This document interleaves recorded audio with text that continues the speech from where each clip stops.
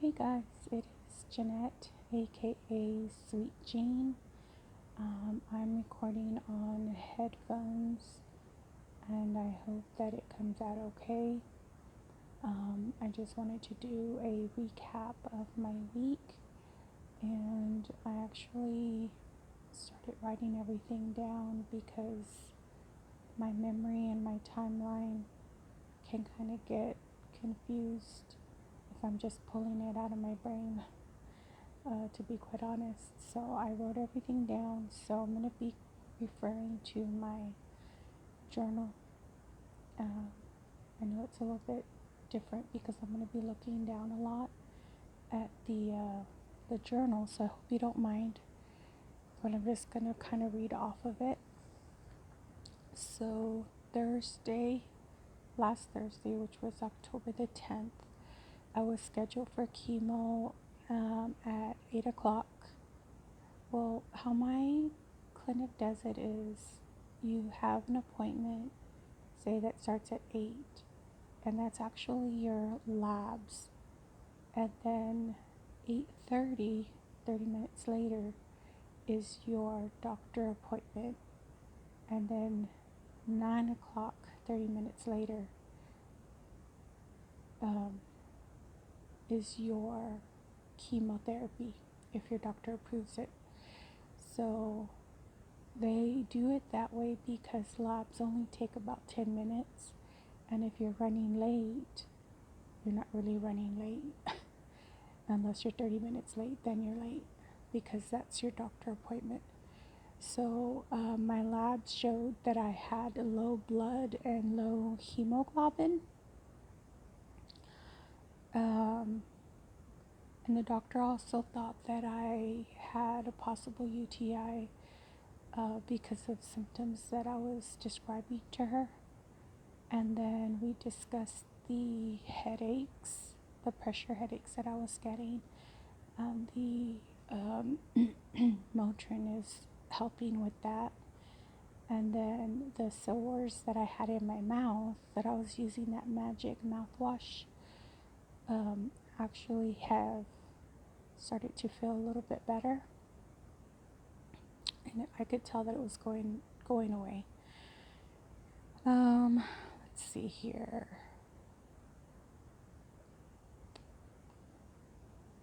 So basically, she had to cancel the chemo appointment because my blood was too low and my hemoglobin was low, and there was something else that was low and I can't remember what it was. So she gave me orders to have a blood transfusion. So I went to scheduling, and they were calling this place. It's a transfusion center in the medical center. And she was having trouble reaching somebody because she was obviously busy, probably with another patient. And so she told me just to go ahead and head on over there because the doctor wanted it done. And she gave me the orders just in case because she was going to fax them as well. So I have my son with me, and of course he's hungry. So we stop at Chick-fil-A, drive through, and I get him something to eat because it was going to be a long day. And so when I got to this place, they basically said that it was a little late to start because they would have to draw my blood, send it over to Methodist Hospital, find the match, and then they would have it delivered back. And then it's quite a few hours process depending on what the doctor ordered, and she ordered 2 bags. So they said unfortunately they were not able to see me that day, which was Thursday, but that they would be more than happy to see me the following day, which was Friday, the 11th. And she said, come in around 8:30, 9 o'clock, and we'll get you a chair or recliner and set you up, and we'll get it done for you. So I said, okay. Let's see. they did draw blood from me that Thursday. That way they can be prepared and put in the order. And then when I showed up the next day, they would request that blood to be transferred, because they don't want to transfer the blood until I actually show up in case something happens. And they don't want that blood, obviously, to go to waste. So they went ahead and drew some blood and put in the order so they could find my type and have it ready for transport in the morning. Let's see here. When I got home, I had a little bit of chills off and on, like this cold going up my back and my neck, like up my spine, and I was wearing layers, and we were having a small cold front coming in, and so I just thought my blood is really low, so I'm really cold. I don't know, so that was that. Let me see. Chills off and on throughout the day. Oh yeah, so that Thursday my mom also picked up antibiotics that my doctor ordered for me for the UTI.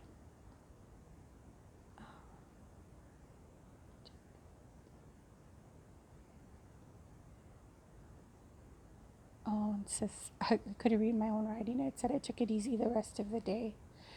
Okay, so Friday, October the 11th, 9 a.m., I went in for my blood transfusion. It took quite a few hours. I didn't write the time, what time I finished. I can't remember, but I think I got home like 1:30, something like that. It was already in the afternoon. It was like a chemo day as far as the length. And I'm type O blood. Anyhow, then when I got home, I was having the chills again, off and on throughout the day, and I was still feeling fatigued, and I was hopeful that the blood would give me energy and all that it would make me start feeling better, not worse. Then I took my pill, my antibiotic at at 2 p.m. Okay, then Saturday, October the 12th, I woke up tired and fatigued. My mom, she had bought some fried chicken, so I got up to eat some fried chicken. We caught eyes because I think she saw or felt me staring at her. She smiled and I smiled back. I was staring because I was thinking, my mom is so pretty. She was just sitting there eating, kind of looking off in the distance, chewing her food. And she's just so pretty. I feel really sad because she does so much for my dad. He had a stroke back in 2012, and she took care of him, and she still does take care of him. He doesn't have full function of his right side, so she helps in bathing. She helps in like cutting his food. She just helps sometimes with changing his buttons. And she's like an angel here on earth because she takes care of me now when I need it. When I'm going through like the really, really hard times, like when I didn't have use of my legs, she bought a bedpan for me and she helped me go to the bathroom. And after surgery with my spine, she helped bathe me. And of course I'm embarrassed because I'm an adult woman And she's like, I'm your mother. I would do anything for you. I would do anything for any of my kids. And she's so, I don't know how to say it, but I just appreciate her so much, and I wish I could do more for her. And she has her own aches and pains, and she rarely complains. She cooks almost every single day, cleans the house. She's a rock star. So anyhow, I got chills starting around 4 p.m. I just could not get warm. I was wearing layers, and then I was planning on attending. Oh, that's right, that was Saturday. I was planning on attending a memorial for a friend of mine who passed away.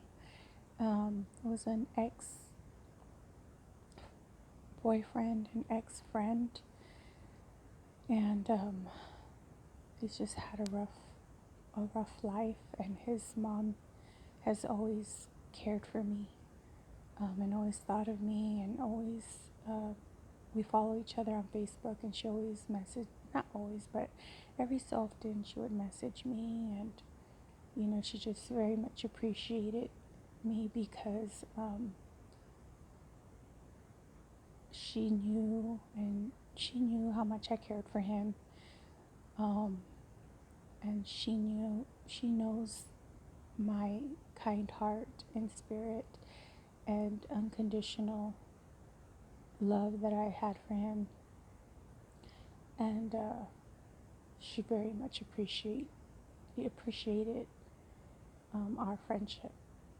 And so she invited me to go to a memorial in honor of him, and it was like one of those lantern lightings that the lanterns go up in the night sky, and I could not muster up the strength to get out of bed.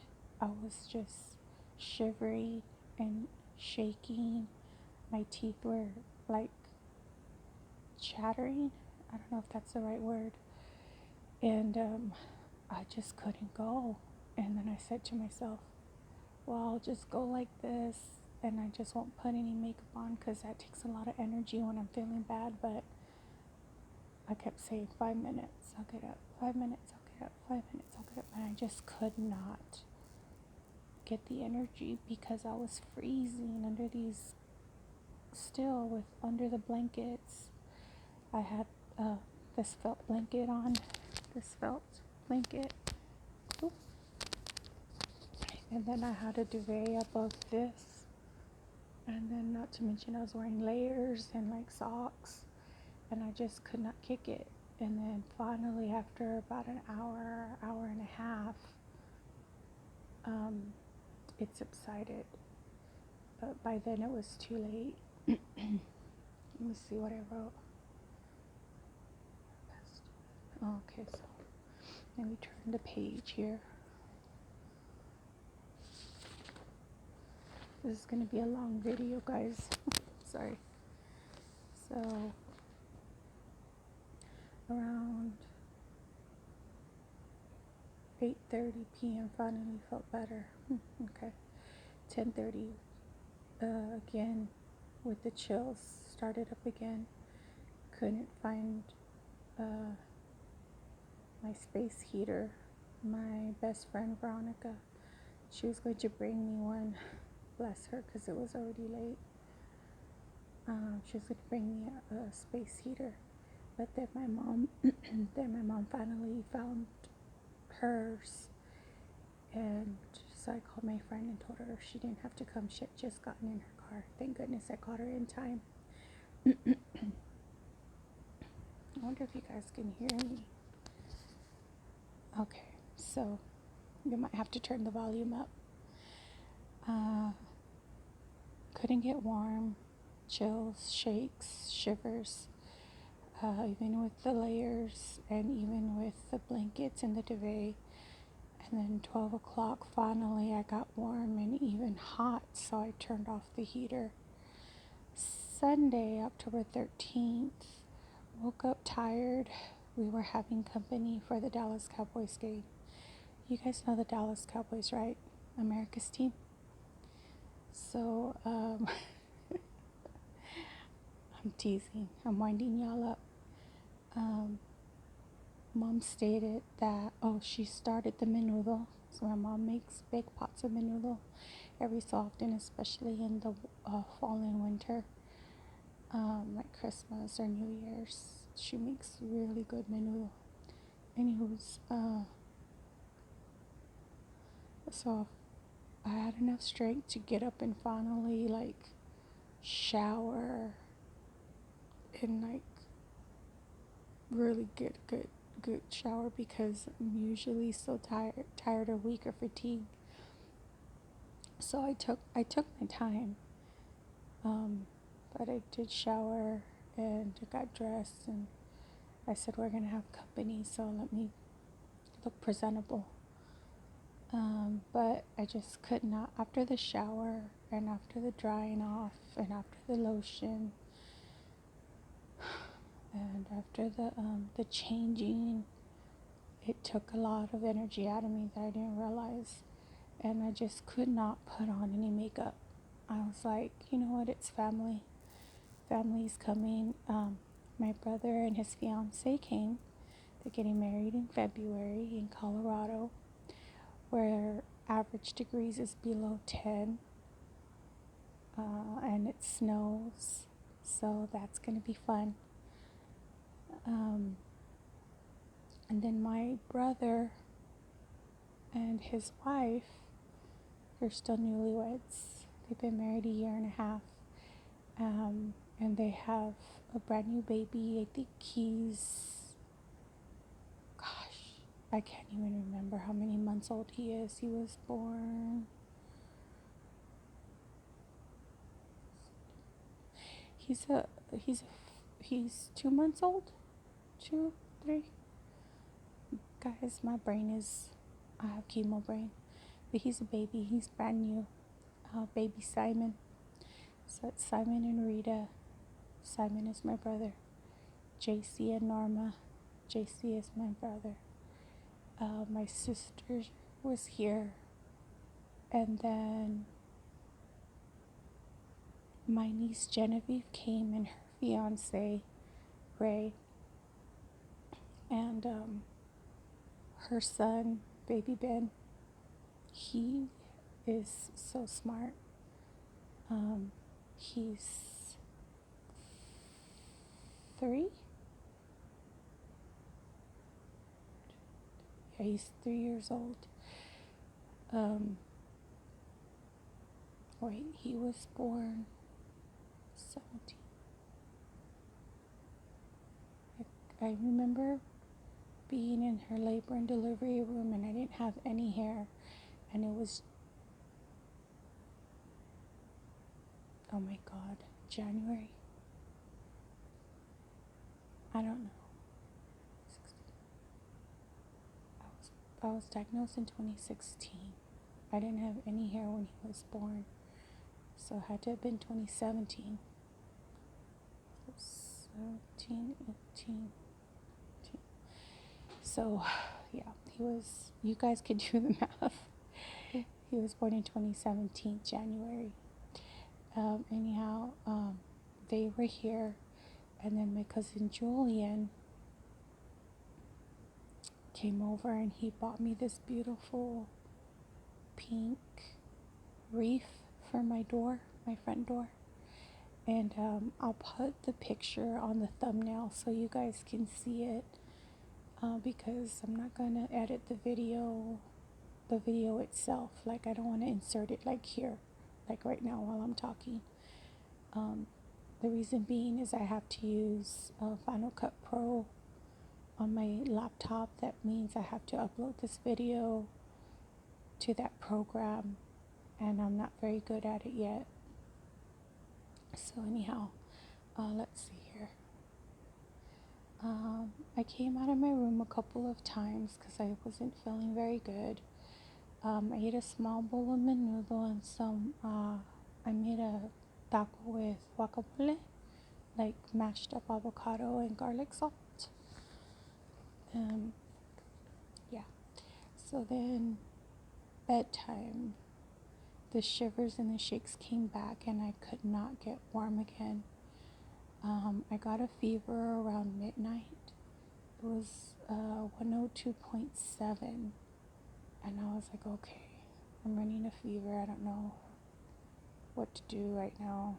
And then 30 minutes later, I took it again, and it was 103.1, and the average is 98.5, I believe. So I was running a really high fever. I felt like I'm gonna fry my brain because I couldn't get warm. The room was really, really hot, and the heater was like 4 feet away from me. And then my hand came out from under the blanket and touched the side of the mattress, and it was hot. And I was like, oh my goodness, like, I didn't realize how hot it was until I felt it with my hand on the side of the bed, because it was like it's a tower heater, so it kind of covers, it hits part of the bed and then part of me. So then I went ahead and I called the on-call doctor at my oncologist, and then Dr. C said that I should go to the ER, which I knew she was going to say. I stayed under the blankets and under the duvet, and I felt like the shivers were starting to come down, like slowly, and I said, I'm just going to lay here and I'm going to take my temperature again.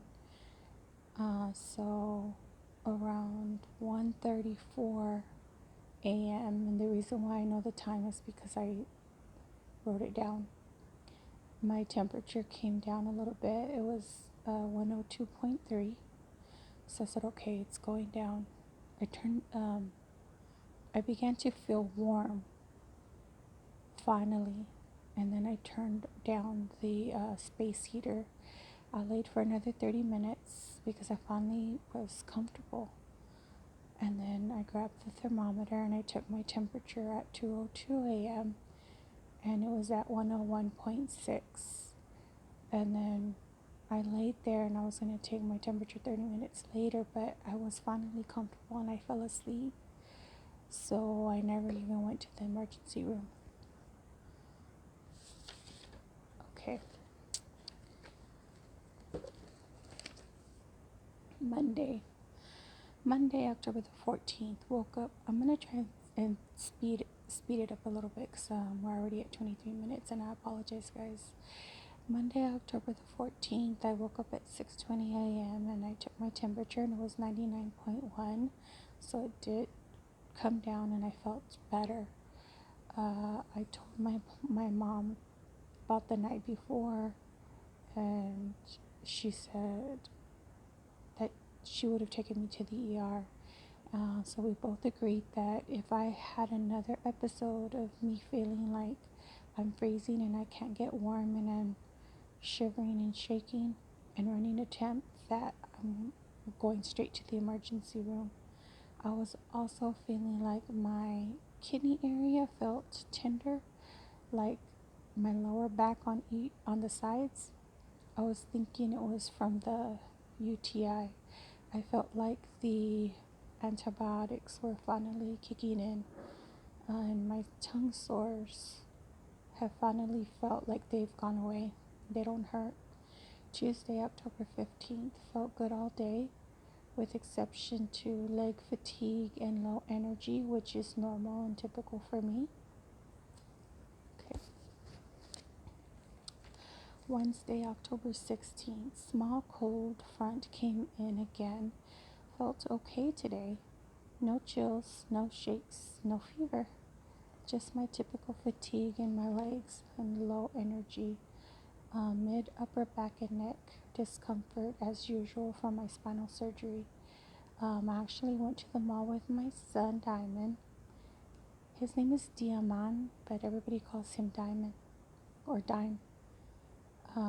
He rode me around in my wheelchair, and we had warm pretzels and Cokes in the food court. He just wheeled me around and went window shopping.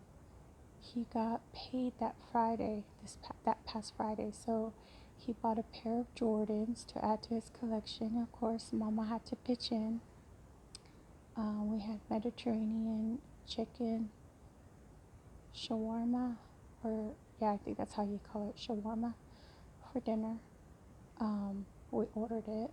We slept. I slept okay and a bit anxious because I had chemo in the morning, and I always sleep anxiously the night before chemo. It's like I toss and turn because I know what's coming. Thursday, October 17th, which is yesterday. 8:30 labs, 8 o'clock saw my doctor, 10 o'clock went ahead and got chemo today, which it's past midnight, but I still feel like it's today, Thursday. Not typically, technically it is Friday, early in the wee early morning. So my blood work came out okay, so she went ahead and ordered the chemotherapy. Blood work looked better, so doctor gave the okay for chemo. I finished up at about 1:15 p.m. My tummy was growling. So my session, they give you pre-meds, they give you they give you steroids, anti-nausea medication, anti-long-lasting nausea medication, Benadryl, and epinephrine is on hand in case I have a reaction. And the chemotherapy / targeted therapy, I got the Herceptin, I got the gemcitabine, which is the Gemzar, and I got the carboplatin. Got home around 2 p.m., felt fine, took my antibiotic. Mom ordered pizza, so I'm really glad because I was craving spaghetti. So glad I didn't stop for food because my taste tasted different. It was like I couldn't taste like savory food. So pizza, garlic. I had 1.5 slices of pizza, 2 garlic bread balls, and 2 cinnamon twists, with like a frosting on it. It was okay, but I didn't enjoy it as much as I have in the past. Went to my room to relax and call my boyfriend. His name is Aries. He rarely comments on my videos. He's very private, until you get to know him. To call my boyfriend, but before I could even put my earbuds in, he was already video calling me. We spoke, caught him up on my day, and vice versa, as we usually do. Then we watched the second half of the movie Poltergeist. We sometimes watch movies together on video chat. He just faces the camera to the video, and then we watch it. He had never seen it, so we're kind of going through like movies that we liked when we were young and watching them together. And I remember Poltergeist being one of those movies that I really liked when I was a younger teenager. I only liked the first one, I think. The other ones start kind of getting not so good. So anyhow, he enjoyed it. Then I began to feel irritable. The chemo was beginning to kick in. I needed to get off the call because I could feel a change, and I didn't want to be rude. I didn't want to be rude to my boyfriend. Got off the phone and knocked out for a few hours. Partially woke up to change positions, and I could feel a bit of sweat under me. Herceptin gives me night sweat sometimes. My son came in to check on me. He usually touches my ankle or my foot, and he's like, "Mama, are you okay? Do you need anything?" He faced the oscillating fan on me, which I appreciated because I told him that I was getting hot, which is strange because the week before I was having the chills. Fell back to sleep, woke up around 10:45 p.m., caught up on some YouTube, relaxed on the recliner while my dad watched the news on current events that are happening now in our government. And I can't really comment on that, but anyhow, I brought out my notebook and I began writing about my week. Now that I feel okay, I didn't want to wait till tomorrow, Friday morning, because I don't know how I'll be feeling. And when I'm not feeling good, my memory and timeline of events can get foggy. So yeah, guys, that's basically it. That's a recap of my week. I had chemo today, or Thursday, the 17th, and right now it is Friday the 18th. I'm guessing it's about 2 a.m. But I slept throughout the day, so I'm awake and I actually feel okay. And I don't know when it's gonna actually like kick in to where I'm out for a couple of days. So I wanted to make sure and get this video out before that happened, because it takes a while for me to get back on my feet, and before you know it, it's like a week, then 2 weeks later. And I don't want you guys to worry, because I put my condition and my symptoms online, and it's like a cliffhanger. You're like biting your nails, like, what's going on? I hope she's okay. And so I'm trying to be more on top of things and doing things when I'm having better times in the day. So anyhow, I'm going to stop rambling. Thank you guys for clicking on the video and joining me on this in this life of mine, and how I'm dealing with living with lifelong chemo. I saw in the news the other day there was like something coming up possibly for a cancer vaccine, and I just started crying. I was like, please God, Yahweh, Yeshua, God, and Jesus in Hebrew. I'm like, please, something. It's okay that I have cancer. I just wish there was something that could make it easier for me. I'm sorry. I was telling my mom that when I was having those bad days, I was telling my mom, I said, I don't want to die. I wish I could live for 20 more years. And then I said to her, which I probably should just have kept to myself, I said, I don't want to die, but I don't know how long I could live like this. And I know that my symptoms and my illness and my fatigue and my bad days come and go, but I've just been having more bad days than good days. And I'm like, gosh, I don't know how long I could go on living like this. And then my mom, she said, don't think like that, and she got sad. And I said, the only thing, not the only thing, but the main driving force, my main driving force is my son. And people sometimes say, and even I say, whenever I finish all my tasks that the Lord has put out for me, then He'll bring me home. And once I complete my purpose in life, then the good Lord will call me home, and I'm okay with that. I just don't want to leave my son, because I know that he will be heartbreakingly, like gut-wrenching, wallowing in sadness because I'm a single parent and me and him is all we have. All he's had his whole life is me.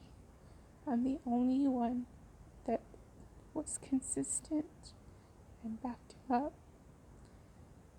and protected him and helped him, believed in him, loved him unconditional. And for me to be gone, I'm sure it's going to hurt him. Everybody else, he feels, has judged him or, they have love that's has conditions to it sometimes, or they're rude to him, or they're mean, or something. Like, he's a Cancer as well. He's a Cancer star sign, so he's sensitive. He's a homebody. He retreats into his shell when you poke at him sometimes. But man, if you get in those claws of his, he won't let go. It's hard for him to let go if you make him mad or angry, especially if you disrespect his mama. He will protect me, and he will speak up for me, and he doesn't care who you are. So anyhow, he is my main purpose in life. So I'm gonna leave you guys with that. I will see you guys in the next video, and I'm sorry that this was so long. Love you guys. Please subscribe if you haven't already. If you want to join me, I'd appreciate the support. And for all you ride or dies from the start, I see you. I will talk to you guys in the next one.